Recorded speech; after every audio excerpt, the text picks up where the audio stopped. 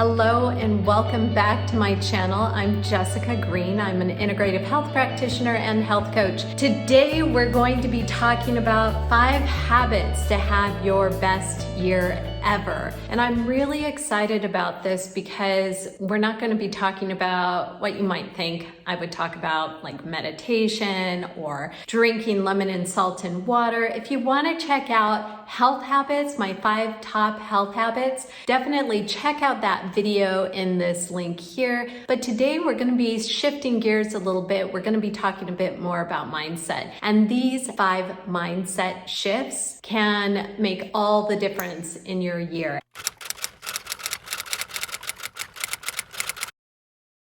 We've all got these stories that have come from, it could have come from childhood, early childhood, maybe just early adolescence, maybe high school. These are stories that have just been embedded in our subconscious and we play them out in our daily life. It could be something like being told that you're not smart at something or that you're not a good singer. It could be something very, very early on, either something that you observed someone else doing around you, something that you observed being told to someone else, something that you were told as a child. These could be embedded in our subconscious, and then we play these stories out throughout adulthood, which is crazy to think about. Thinking about, wow, my whole adulthood was shifted because I believed that I wasn't very good at math. So I steered clear of any kind of profession that would involve lots of math in college because I had this belief about myself that I wasn't any good at math. Of course, I did figure it out. It wasn't really me. It was more the teacher and the teaching style. It just wasn't the way that my mind was working. And so I finally did get a good math teacher and I discovered this fact. I am good at math. So that was a great shift for me. But when you think about the stories that you have about yourself, it could be, I'm not a morning person. I'm just stuck in my ways. I don't go to the gym. There are so many different stories that you could be telling yourself that really keep you from becoming that person that you want to be. The way you get from point A to point B from your stories, these stories or beliefs that you have about yourself, and to where you want to go is really focus in on visualizing what is the person or who's the person that you really want to be. What are the kind of things that you really want to accomplish? And start to really question, where did these beliefs come from? These beliefs that seem to be holding me back. Where did they come from, and are they really true? With my math example, I shared it wasn't true at all. It's not that I just wasn't good at math. I mean, innately, we're all capable of doing math. We're all capable of moving our bodies. We're all capable of changing our eating habits. Everything is a possibility. So as you start to shift your beliefs about yourself and suspend those beliefs and change your story, really think about who is the person that you want to be and start to shift your story towards that. I am the person that goes to a gym. I am the person that gets outside. I am the person that is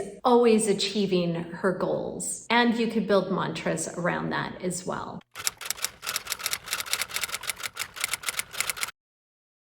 I think we've all had this happen where maybe we've had a really great week or a great day and we're about to embark on something a little bit out of our comfort zone. Maybe it's a new habit. Maybe we're going after something that we really want, something big. You might notice that you start to have thoughts come into your mind, sort of what if scenarios. What if I fail? What if I can't do this? This is your mind trying to keep you safe. And it's really inconvenient. It's inconvenient because it keeps you from charging after your dreams or doing something new that you really want to do. This self-sabotaging behavior can be stopped. What you do to help stop this thought is just first identify it and then ask, do I know this for a fact that this is not possible? If I embark on this, is it absolutely a fact that I will fail or I won't get get the results that I want? Chances are the answer is absolutely not true. And this shift in your mindset, the more you do this, the more you identify those self-sabotaging, fearful thoughts, the less often they'll happen. It's kind of like an exercise for your brain.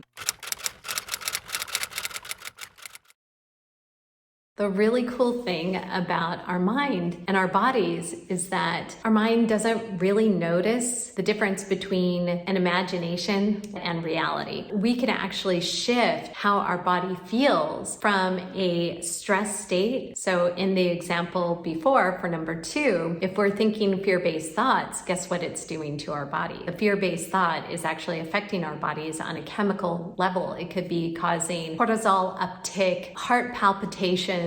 So the opposite is also true. When we have positive thoughts, then that creates a different kind of response in our body. It puts us in more of that rest and digest state. It makes us feel happy. When I think about visualization, I think, okay, who is that person that I want to be? That is one type of visualization. Another type of visualization, bringing it down to more of a bite-sized piece. Before I go to bed at night, I think about the next day. Picture the whole day playing out in a really positive light. I am going to give this presentation to this company and it is going to be amazing. Later on in the day, I'm going to do this and it's going to turn out great. It could be visualizations like that. So just think about your day, pick 1 to 3 things that are really important for you that day and think about the results of that happening exactly like you would absolutely hope for. When you do this, there's a couple of things that are going to happen. 1, you're going to feel happier and calmer. You're going to be able to sleep better. Your day is going to be better than if you were sitting there the night before imagining all the terrible things that could go wrong with your day. So test that out. I think you're going to see a great big difference. Now, if you like the content so far, be sure to like and subscribe to my channel.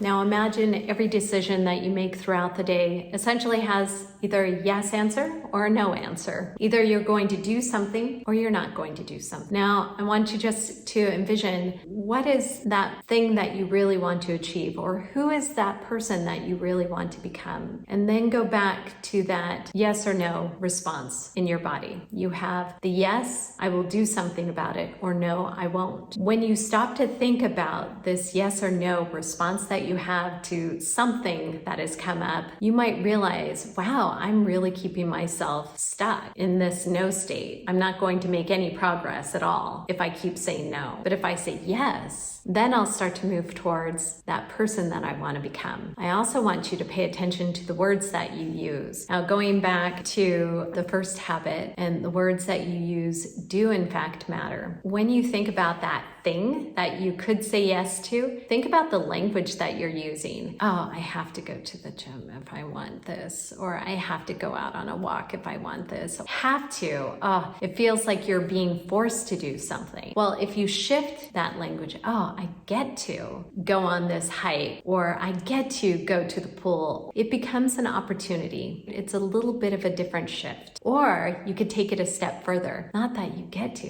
it's that you love to. I am the kind of person that goes for a hike. I am the kind of person that XYZ. So you have a yes or no response. The no is stagnation. The yes is moving towards what you want for yourself.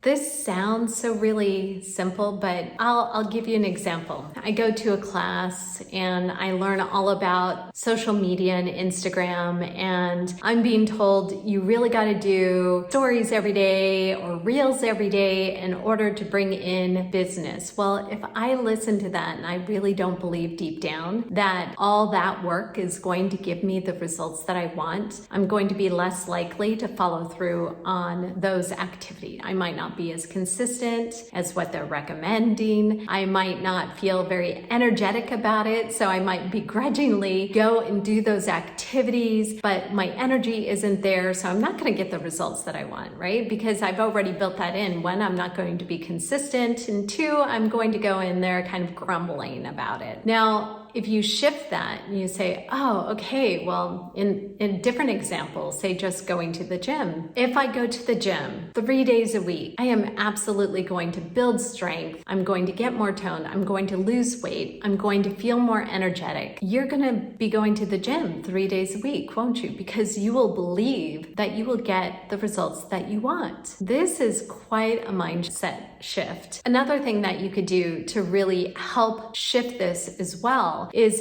if you feel like, okay, I'm pretty sure that if I do these activities that I'm going to get the results that I want, but let me just look for examples to help me set that belief. So it could be examples of someone being successful in their body transformation, reading about the types of things that they did to achieve that. Now, everybody is different, of course, but when you start to see more and more examples that taking these actions will get you the results that you want, the more likely you're going to be believing it, and the more likely you're going to follow through with those activities with quite a bit more enthusiasm and consistency. If you haven't already, be sure to check out my video on top 5 health habits for women over 40. I will see you there.